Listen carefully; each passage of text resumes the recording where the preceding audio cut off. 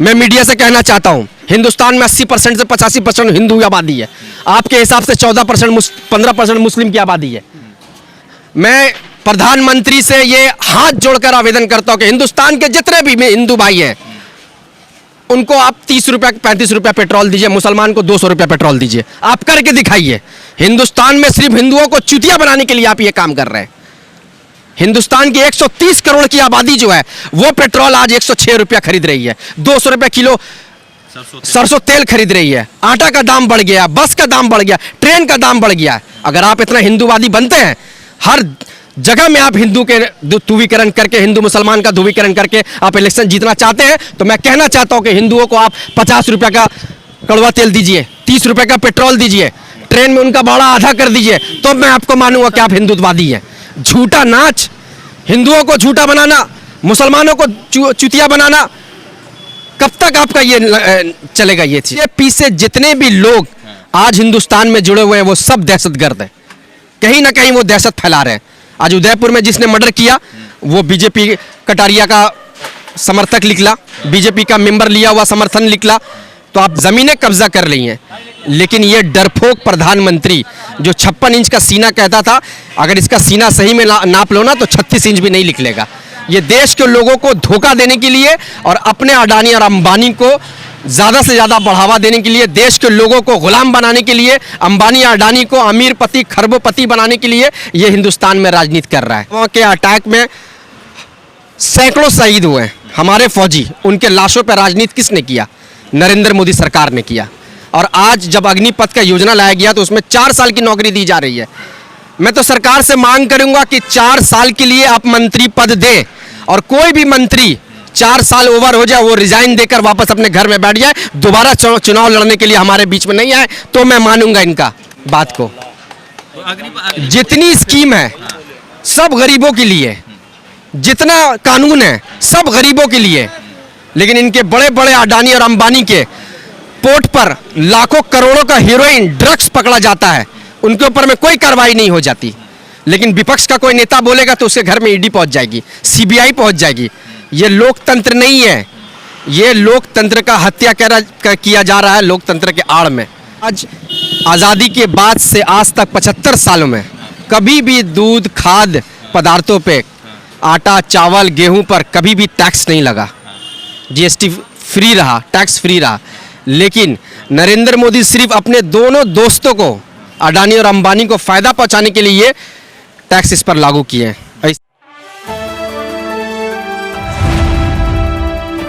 The Indian खबर, सच आपके सामने।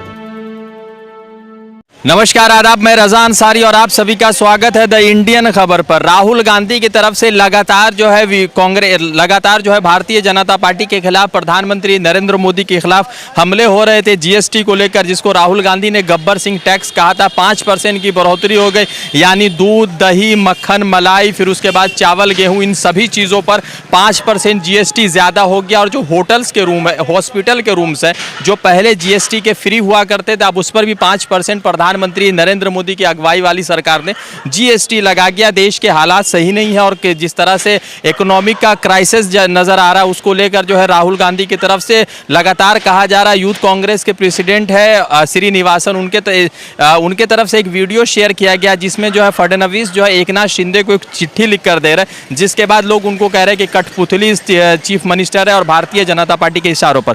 हमारे साथ जो है पश्चिम बंगाल के यूथ कांग्रेस के जनरल सेक्रेटरी मोहम्मद सरफराज और बड़ा बाजार जिला कांग्रेस के प्रेसिडेंट पंकज सोनकर जी है। तो दोनों व्यक्तियों से बातचीत करेंगे। और कांग्रेस लगातार कह रही है कि हम जातिवाद की राजनीति नहीं करते, तो दोनों व्यक्तियों से बातचीत करेंगे और जाने किस तरह से।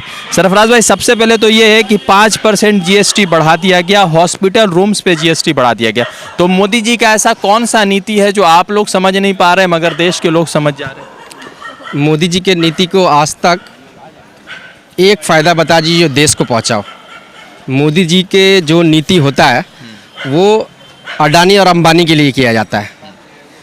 आपने देखा होगा कि जिस दिन जीएसटी लॉन्च हुआ, जिस दिन लाया गया, उसी दिन राहुल गांधी ने कहा था कि ये जीएसटी नहीं, ये गब्बर सिंह टैक्स है। लेकिन देश की जनता उस टाइम नहीं समझ पाई, सोचे कि नरेंद्र मोदी कुछ नया करेंगे। लेकिन बंदर तो वही गुलाछी मारेगा। जब बंदर को आप सरदारी दे देंगे तो जितना भी वो कर ले वो गुलाछी ही मारेगा। आज आज़ादी के बाद से आज तक 75 सालों में कभी भी दूध खाद्य पदार्थों पे, आटा चावल गेहूं पर कभी भी टैक्स नहीं लगा। जीएसटी फ्री रहा, टैक्स फ्री रहा। लेकिन नरेंद्र मोदी सिर्फ अपने दोनों दोस्तों को, अडानी और अंबानी को फ़ायदा पहुंचाने के लिए ये टैक्स इस पर लागू किए हैं। इससे किसको नुकसान होगा? वही गरीब जनता जो आज मजदूरी करके रोड पर जो सोते हैं, फुट पर सहते हैं, वो खुद से अपना आटा खरीद कर खाना बनाते हैं। आज वो आटा और चावल खरीदने जाएंगे तो उनको 5% टैक्स दिया जाएगा। लेकिन वह जब वो मजदूरी कर रहे हैं तो उनको कोई 5% टैक्स बढ़ाकर नहीं देगा। लेकिन वो जब कोई गेहूं चावल आटा खरीदने जाएंगे या तेल खरीदने जाएंगे तो उनको ऊपर में टैक्स दिया जाएगा। ये गरीबों को मार रहे हैं। हिंदुस्तान को गुलाम बनाने की पूरी साजिश नरेंद्र मोदी कर रहे हैं। जनता अभी भी अगर जागरूक नहीं होगी तो याद रखना कि ईस्ट इंडिया कंपनी बिजनेस के नाम पर हिंदुस्तान में आया था और उसी बिजनेस के नाम पर नरेंद्र मोदी जो सरकारी संस्थाएं हैं उनको प्राइवेटाइज कर रही है। बिजनेस के नाम पर देश के लोगों को गुलाम बना देगी। आप मेरी बात को याद रखेंगे। ये एक चीज आज है कि अग्निपथ का स्कीम शुरू हुआ और उसमें जो है जाति का सर्टिफिकेट मांगा जा रहा है, धर्म का सर्टिफिकेट मांगा जा रहा है। तो जिसको लेकर संजय सिंह और भी दूसरे जो कांग्रेस के लीडर ने कहा है कि आज़ादी के बाद पहली बार ऐसा हुआ है कि सेना भर्ती में जाति पूछा जा रहा है और मजहब पूछा जा रहा है। ये जातिवाद ध्रुवीकरण की राजनीति तो पूरे हिंदुस्तान में जहर घोल कर नरेंद्र मोदी आज सत्ता पे बैठे हैं। जब पुलवामा में अटैक हुआ तो इनके डीसीपी पकड़ाए और उनको बाइज्जत बरी कर दिया गया। पुलवामा के अटैक में सैकड़ों शहीद हुए हमारे फौजी, उनके लाशों पर राजनीति किसने किया? नरेंद्र मोदी सरकार ने किया। और आज जब अग्निपथ का योजना लाया गया तो उसमें 4 साल की नौकरी दी जा रही है। मैं तो सरकार से मांग करूंगा कि 4 साल के लिए आप मंत्री पद दें और कोई भी मंत्री 4 साल ओवर हो जाए वो रिजाइन देकर वापस अपने घर में बैठ जाए, दोबारा चुनाव लड़ने के लिए हमारे बीच में नहीं आए तो मैं मानूंगा इनका बात को। जितनी स्कीम है सब गरीबों के लिए, जितना कानून है सब गरीबों के लिए, लेकिन इनके बड़े बड़े अडानी और अंबानी के पोर्ट पर लाखों करोड़ों का हीरोइन ड्रग्स पकड़ा जाता है, उनके ऊपर में कोई कार्रवाई नहीं हो जाती। लेकिन विपक्ष का कोई नेता बोलेगा तो उसके घर में ईडी पहुंच जाएगी, सीबीआई पहुंच जाएगी। ये लोकतंत्र नहीं है, ये लोकतंत्र का हत्या किया जा रहा है लोकतंत्र के आड़ में। अभी डोकलाम का एक वीडियो शेयर हुआ, राहुल गांधी लगातार कह रहे हैं कि चीन जो है बस्ती बसा रहा है डोकलाम में, और अभी एक वीडियो सोशल मीडिया पर आ रहा है, एनडीटीवी ने शेयर किया, उसमें जो है कहा जा रहा है कि चाइना ने फिर से बस्ती बसा दिया। तो पाकिस्तान के खिलाफ जब जवाब देने की बात होती है तो हम जवाब देते हैं, मगर चाइना के खिलाफ मोदी जी जवाब क्यों नहीं मजबूती से देते? चाइना एक बड़ी मजबूत कंट्री है, ये पूरा विश्व जानता है। और जब हिंदुस्तान के सरकार में नरेंद्र मोदी प्रधानमंत्री बनकर नहीं आए थे तो उससे पहले चिल्ला चिल्ला कर कहते थे कि चाइनीज से आंख लाल करके बात करना चाहिए। तो नासा के थ्रू तो कितने सारे वीडियो आ गया कि चाइनीज ने हमारे हिंदुस्तान के किसी ज़मीन पर गांव बसा दिया है, ब्रिज बना दिया है, ज़मीनें कब्जा कर ली हैं। लेकिन ये डरपोक प्रधानमंत्री जो 56 इंच का सीना कहता था, अगर इसका सीना सही में नाप लो ना तो 36 इंच भी नहीं निकलेगा। ये देश के लोगों को धोखा देने के लिए और अपने अडानी और अंबानी को ज़्यादा से ज़्यादा बढ़ावा देने के लिए, देश के लोगों को गुलाम बनाने के लिए, अंबानी अडानी को अमीरपति खरबोपति बनाने के लिए ये हिंदुस्तान में राजनीति कर रहा है। आज पूरे जगह में आप देख लीजिए, यूपी के लुल्लू मॉल में क्या हुआ, कुछ लोग दिखे गए वीडियो में कि वो नमाज पढ़ रहे थे। 18 सेकंड में किसी भी मौलाना से आप जाके पूछ ले, किसी भी फिरके से 18 सेकंड में कोई नमाज नहीं पढ़ सकता। लेकिन ये इसके बीजेपी के वो लोग थे, मैं दावे से कहता हूं कि वे बीजेपी के संपर्क के लोग थे जो मॉल में नमाज पढ़ रहे थे, और जब बाद में इंक्वायरी हुई तो सारे लोग हिंदू पाए गए। फिर उदयपुर में जो घटना हुआ उसमें भी दोनों लोग जो पकड़े गए मुस्लिम समाज से हैं, मगर भाजपा के लोग से जुड़े हुए थे। बीजेपी से जितने भी लोग आज हिंदुस्तान में जुड़े हुए हैं वो सब दहशतगर्द है, कहीं ना कहीं वो दहशत फैला रहे हैं। आज उदयपुर में जिसने मर्डर किया वो बीजेपी कटारिया का समर्थक निकला, बीजेपी का मेंबर लिया हुआ समर्थन निकला। तो आप क्या कहेंगे उसके बारे में? कश्मीर में एक आतंकवाद पकड़ा गया, अशरफ शाह आलम बोल के, वो भी बीजेपी से जुड़ा, बीजेपी के लिए पूरा आतंकवाद का चैनल बीजेपी से जुड़ा हुआ है। आपको याद होगा कि जब नोटबंदी हुई और जब नया नोट लागू हुआ 2000 रुपए का, तो उस टाइम में कुछ आतंकी पकड़े गए थे, उस आतंकी के पॉकेट से 2000 रुपए का नोट निकला गया। तो सारा संपर्क कहीं भी अगर आप जोड़ेंगे तो भारतीय जनता पार्टी से जुड़ती है। तो ये देश में ऐसा पहली बार क्यों हो रहा है कि सेना के नाम पे जो भर्ती हो रहा है उसमें मजहब और जात पूछा जा रहा है? पहले नहीं था, पहले भी पूछा जाता था मगर सर्टिफिकेट नहीं मांगा जाता था, अब सर्टिफिकेट मांगा गया कि आपका जात क्या, आपका जो हिंदुस्तान की सरकार थी वो गरीब जनता की सरकार थी। कांग्रेस पार्टी की सरकार रही, देवगौड़ा जी प्रधानमंत्री रहे और भी बहुत सारे लोग यहाँ के हिंदुस्तान के प्रधानमंत्री रहे। उन्होंने लोकतंत्र को मानते हुए हिंदुस्तान की सरकार को चलाई। लेकिन ये जो प्रधानमंत्री आया है ये लोकतंत्र को नहीं मान रहे, ये लोकतंत्र की हत्या करने के लिए। आप देखिए ना, जिस हिंदुस्तान में बापू को महात्मा के नाम से जाना जाता है, जिनका फोटो जो है आपके नोट में छपा हुआ है, लोकसभा विधानसभा सब जगह नोट में छपा हुआ है, जिसके लिए जद्दोजहद एक गरीब मजदूर किसान इंसान करता है, उस नोट पर महात्मा गांधी का फोटो है। आज सरेआम महात्मा गांधी का पुतला बनाकर उनको गोली मारा जा रहा है उसी आजाद हिंदुस्तान में, और आप प्रधानमंत्री हैं। आपके जुबान से दो लफ्ज नहीं निकले जा रहे हैं। जो हिंदुस्तान का महात्मा, जिन्होंने आज़ादी की लड़ाई लड़के हर धर्म के लोगों को लेकर अपने साथ अंग्रेजों को हिंदुस्तान से खदेड़ भगाया, उस महात्मा के नाम पर गोली चलाई जा रही है, उनको गाली बका जा रहा है, उनके पुतलों को तोड़ा जा रहा है। धिक्कारता हूं मैं ऐसे नरेंद्र मोदी सरकार को। कब तक चलेगी ये? आज न कल। आप याद रखिए, हिंदुस्तान के लोग जागेंगे, और जब हिंदुस्तान के लोग जागेंगे तो याद रखिए, श्रीलंका में जिस तरीके से प्रेसिडेंट वहां से भागा है, इनको भी यहां से भागना पड़ेगा। हिंदुस्तान के लोग जब दौड़ाएंगे इनको। मगर ये तो बार बार इलेक्शन होता है तो लोग तो इनको समर्थन दे देते हैं। जातिवाद की राजनीति, कुछ लोग हर धर्म में जाहिल होते हैं। हिंदुत्व का झूठा नाच रखकर, मैं तो आपके मीडिया से, मैं ये वीडियो को आप रिकॉर्ड करके ज़्यादा से ज़्यादा वायरल कीजिए। मैं मीडिया से कहना चाहता हूँ, हिंदुस्तान में 80% से 85% हिंदू आबादी है। आपके हिसाब से 14% 15% मुस्लिम की आबादी है।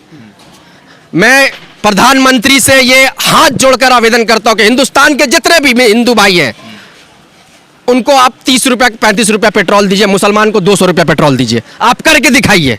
हिंदुस्तान में सिर्फ हिंदुओं को चूतिया बनाने के लिए आप ये काम कर रहे हैं। हिंदुस्तान की 130 करोड़ की आबादी जो है, वो पेट्रोल आज 106 रुपया खरीद रही है, 200 रुपया किलो सरसों तेल खरीद रही है, आटा का दाम बढ़ गया, बस का दाम बढ़ गया, ट्रेन का दाम बढ़ गया। अगर आप इतना हिंदूवादी बनते हैं, हर जगह में आप हिंदू के ध्रुवीकरण करके, हिंदू मुसलमान का ध्रुवीकरण करके आप इलेक्शन जीतना चाहते हैं, तो मैं कहना चाहता हूं कि हिंदुओं को आप 50 रुपया का कड़वा तेल दीजिए, 30 रुपये का पेट्रोल दीजिए, ट्रेन में उनका भाड़ा आधा कर दीजिए, तो मैं आपको मानूंगा कि आप हिंदुत्ववादी हैं। झूठा नाच, हिंदुओं को झूठा बनाना, मुसलमानों को चुतिया बनाना, कब तक आपका ये चलेगा ये चीज सर? तो क्या लग रहा है कि 24 में कोई आवाज है जो गिरा सकती है? हिंदुस्तान में एक ही आवाज है, राहुल गांधी। कांग्रेस पार्टी को छोड़ के हिंदुस्तान को कोई देश नहीं चला सकता है। कोई प्रधानमंत्री पप्पू बनाने में पूरा आरएसएस, पूरा बजरंग दल, पूरा करनी सेना, पूरी भारतीय जनता पार्टी ये चाहती थी कि हर एक हिंदू मुसलमान के जुबान पर यह बात आ जाए कि भाई राहुल गांधी में तो कोई दम नहीं है। राहुल गांधी में अगर दम नहीं है तो 2019 से लेकर 2022 तक उन्होंने जितना भी कुछ लिख के दिया, आज वो सब सच साबित हुआ। तो राहुल गांधी अगर झूठा है तो आप उसको झुटकार कर दिखाइए। जिस बात को राहुल गांधी ने कहा था कोविड के समय में उन्होंने कहा कि जनता को सुरक्षा देने की जरूरत है, सरकार को सतर्क रहने की जरूरत है, लेकिन इन्होंने डोनाल्ड ट्रंप का हजारों लाखों का प्रोग्राम कराकर हिंदुस्तान में कोविड बढ़ाया। और जब देश के विभिन्न क्षेत्र में हिंदू, मुसलमान, सिख, ईसाई, मजदूर, किसान अपने काम को लेकर व्यस्त थे, तब इन्होंने अचानक से लॉकडाउन कर दिया। कई सारे यात्री कहां फंसे। सोनिया गांधी ने उस टाइम में ट्रेन चालू कराया था, हाथ जोड़कर विनती की थी सरकार से कि जो भाड़ा होगा वो कांग्रेस पार्टी होगी। यूपी के योगी सरकार को प्रियंका गांधी ने हजारों बस भेजे थे, उन्होंने यूपी के बॉर्डर पर रोक दिया। किस लिए? उन्होंने तो बस में कांग्रेस का झंडा भी नहीं लगाया था। उन्होंने सिर्फ ये कहने का था कि गरीब अपने घर पहुंच जाएं, उसका भाड़ा मैं दूंगी। अगर ये गरीबवादी सरकार होती तो गरीबों को 3 दिन का 5 दिन का समय देकर लॉकडाउन करती। तो सरकार बना के भी तो कोई फायदा नहीं है ना। महाराष्ट्र में बना लीजिएगा, गिरा दी जाएगी और 2 साल में सरकार हो रहा है ना। सीबीआई इनके इशारों पे काम कर रही है, ईडी आज इशारों पे काम कर रही है। आज आपने देखा होगा कि संजय राउत को फिर से ईडी ने सम्मन कर दिया। राहुल गांधी को 5 दिन बुलाया, 50 घंटा उनसे उन्होंने सवाल किया। ईमानदार उसका बाप था, ईमानदार उसकी दादी थी, और ईमानदार राहुल गांधी खुद है। इसलिए 50 घंटा इन्वेस्टिगेशन करने के बाद भी राहुल गांधी का एक बाल बांका नहीं कर सकी। यह ईमानदारी है। और वो चाहते हैं कि गांधी परिवार को हिंदुस्तान से खत्म करेंगे तो कांग्रेस अपने आप खत्म हो जाएगी और ये लोकतंत्र का अपने पैरों के तले कुचल कर हत्या करेंगे और ये गरीब मजदूर किसान को अपना गुलाम बनाकर रखेंगे। अडानी अंबानी यहाँ पर राज करेगा और ये गरीबों को हिटलर शाही के जैसा यहाँ पर राज करना चाहते हैं, लेकिन पुरजोर उसका विरोध करते हैं, हम खुलेआम विरोध करते हैं। इसमें है कोई बदलाव? राहुल गांधी के नेतृत्व में 24 का चुनाव लड़ा जाएगा। हिंदुस्तान की जनता से हम रिक्वेस्ट ही कर सकते हैं कि हिंदू मुस्लिम के झगड़े में मत आइए। कोई भी राज्य में हो, आप बिहार में हो, यूपी में हो, बंगाल में हो, जहां भी हो, एकजुट होकर कांग्रेस पार्टी को वोट दीजिए, तभी नरेंद्र मोदी को कोई गिरा सकता है। अगर आप सूबे में, कबीले में, छोटे छोटे जगह में बटे तो याद रखिएगा, आपको बांटकर, जैसे हिंदुस्तान में अंग्रेजों ने हुकूमत किया था, उसी तरीके से आपको बांटकर फिर नरेंद्र मोदी हुकूमत करेगा।